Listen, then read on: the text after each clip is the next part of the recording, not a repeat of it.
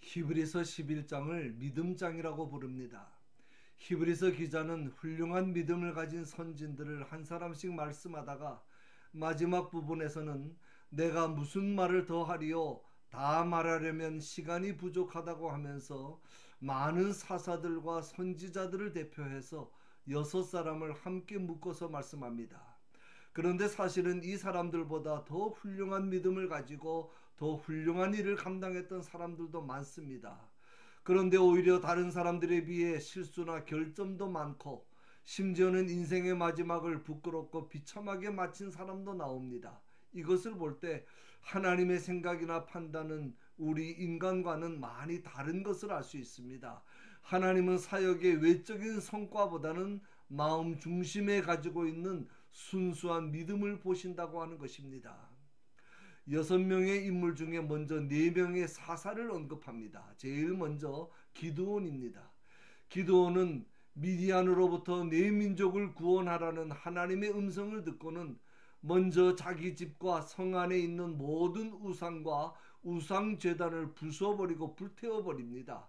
쉬운 일이 아니었습니다. 그는 그 일로 성사람들에게 잡혀 죽을 뻔합니다. 그리고 그는 하나님의 명령대로 300명의 군사를 거느리고 나가 미디안 군대 13만 5천 명과 대항해 싸워 승리합니다. 모든 위험과 두려움을 무릅쓰고 하나님의 명령에 순종한 그 모든 일이 믿음이 아니고는 도저히 할 수가 없는 일이었습니다. 다음은 바락이라는 사람입니다. 사실 그는 정식 사사는 아닙니다. 여선지자 드보라의 요청으로 전쟁에 나가 철병거 900승을 가진 가나안 족속과 싸워 승리합니다. 그는 하나님께서 전쟁의 주관자 되심을 믿었고 드보라가 비록 여자이지만 드보라를 하나님께서 세우신 선지자요 사사로 믿고 그녀에게 순종했습니다. 다음은 삼손입니다. 나시린으로 초인적인 힘을 가지고 사사의 사명을 감당했습니다. 사자를 맨손으로 찢어 죽이기도 하고 당나귀 턱뼈 하나로 블레셋 사람 1000명을 쳐 죽이기도 하고 블레셋 가사성의 성문짝을 뜯어매고 산으로 올라가기도 하고 마지막에는 다곤 신전의 기둥을 밀어 무너뜨림으로 많은 이방인들을 죽이고 자신도 죽음을 당했습니다. 이 모든 것이 주님을 의지하는 가운데 믿음으로 행한 일들이었습니다. 다음은 입다입니다. 그는 기생의 몸에서 사생아로 태어났지만 하나님에 대한 믿음이 있었습니다. 하나님께서 이스라엘에게 약속의 땅을 주셨고 또 정복하게 하신 것을 믿었습니다. 하나님의 약속과 능력을 믿은 것입니다. 그래서 암몬 자손과의 전쟁에서 이긴 후에 모든 영광을 하나님께 돌리고 하나밖에 없는 무남동녀 외동딸을 하나님께 서원한 대로 번제로 바칩니다. 그는 어려울 때는 하나님을 의지하다가 전쟁에서 이기고 문제가 해결됐을 때는 하나님의 약속을 저버리는 사람이 아니었습니다. 문제가 해결되기 전이나 해결된 후나 어려울 때나 평안할 때나 어떠한 상황에서도 항상 변하지 않는 것, 그것이 그의 믿음의 특징입니다. 다음은 왕정 시대를 대표하는 다윗입니다. 그 역시 많은 허물과 죄로 인한 상처를 가진 사람이었지만 믿음의 사람인 것만은 틀림없습니다. 특히 어린 시절에 블레셋 장수 골리앗과 싸워 쓰러뜨린 일은 너무도 유명합니다. 그때 그가 골리앗에게 한 유명한 말이 있습니다. 너는 칼과 창과 단창으로 내게 오거니와 나는 만군의 여호와의 이름으로 곧 네가 모욕하는 이스라엘 군대의 하나님의 이름으로 네게 가노라. 아무리 어렵고 불리한 경우에도 오직 하나님만을 신뢰하는 절대적인 그의 믿음을 보여주는 말입니다. 다음은 선지자를 대표하는 사무엘입니다. 그는 어린 시절에 젖을 떼자마자 성전에 들여져 성전에서 살아갑니다. 그는 맑고 깨끗한 영을 가지고 있었습니다. 그래서 엘리 제사장도 듣지 못하는 하나님의 음성을 듣습니다. 그는 하나님의 명령에 따라 사울에게 기름을 부어 왕으로 세웠고 또 하나님의 명령에 따라 왕위에서 피해졌다는 소식도 사울에게 전합니다. 그리고 먼 훗날에 이루어질 일인데도 하나님의 명령에 따라 어린 목동 다윗에게 내가 장차 이스라엘의 왕이 될 것이라고 하면서 기름을 붓습니다. 사무엘은 사람을 두려워하거나 사람을 의식하지 않는 사람입니다. 오직 하나님만 두려워하면서 하나님의 명령에 철저히 순종하는 삶이 그의 믿음의 특징입니다. 마지막에는 그냥 선지자들이라고 했는데 엘리야, 이사야, 예레미야, 다니엘 같은 선지자들을 말합니다. 어렵고 위험한 환경 속에서도 믿음 잃지 않고 사람 편에 서지 않고 하나님 편에 서서 자신에게 주어진 사역을 목숨 걸고 끝까지 잘 감당했던 선지자들입니다. 그런데 중요한 문제가 하나 있습니다.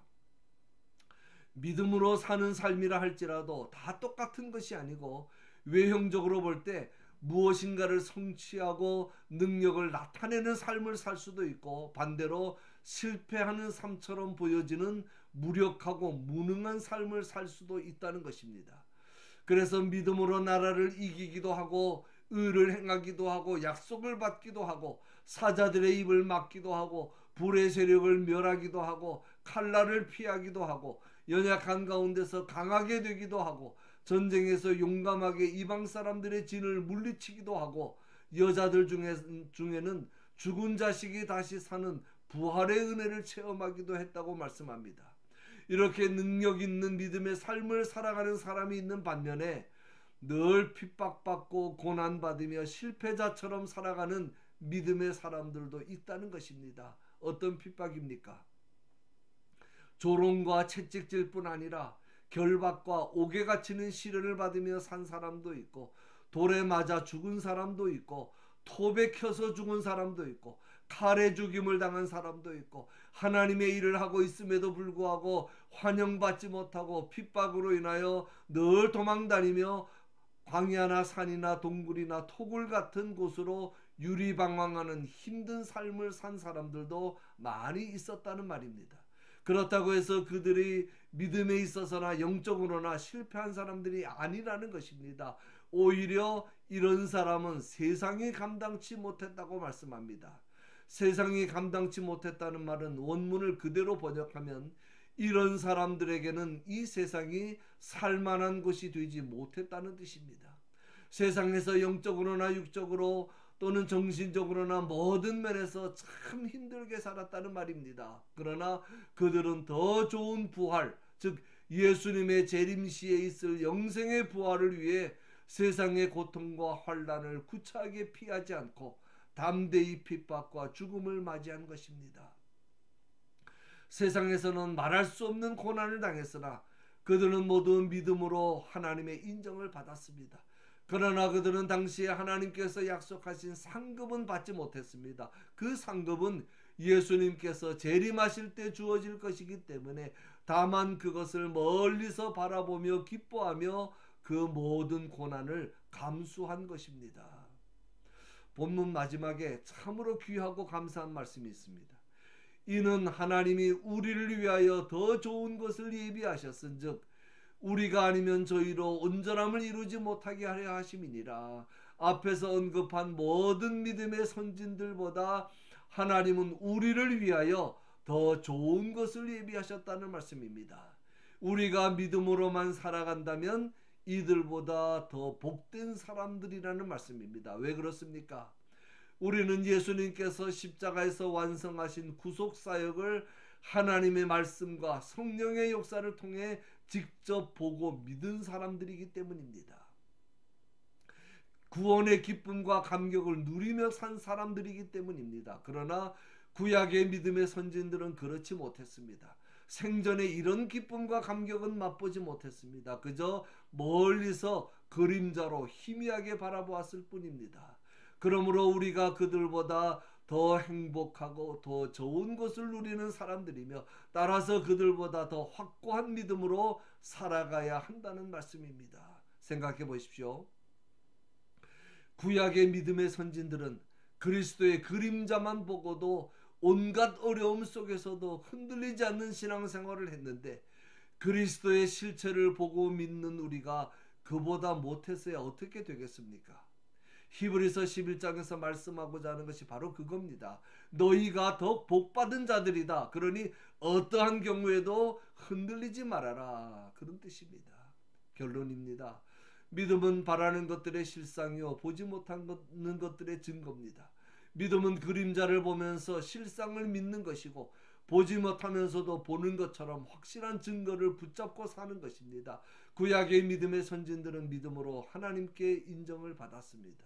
우리 역시 주님 주시는 능력 힘입고 믿음으로 승리하는 삶을 살 수 있기를 바랍니다. 우리는 할 수 없으나 주님이 함께 하시고 능력 주시면 할 수 있습니다. 요한일서 5장 4절에 말씀합니다. 무릇 하나님께로부터 난 자마다 세상을 이기느니라. 세상을 이기는 승리는 이것이니 우리의 믿음이니라. 하나님께서 주시는 믿음으로만 세상을 이길 수 있습니다. 두려워하거나 염려하거나 의심하지 마십시오. 우리 모두 우리를 택하신 주님께서 주시는 믿음으로 승리하는 믿음의 용사들이 다 되어서 머지않아 주님 다시 오시는 그날 승리의 면류관을 다 받아 쓸 수 있기를 주님의 이름으로 간절히 축원합니다.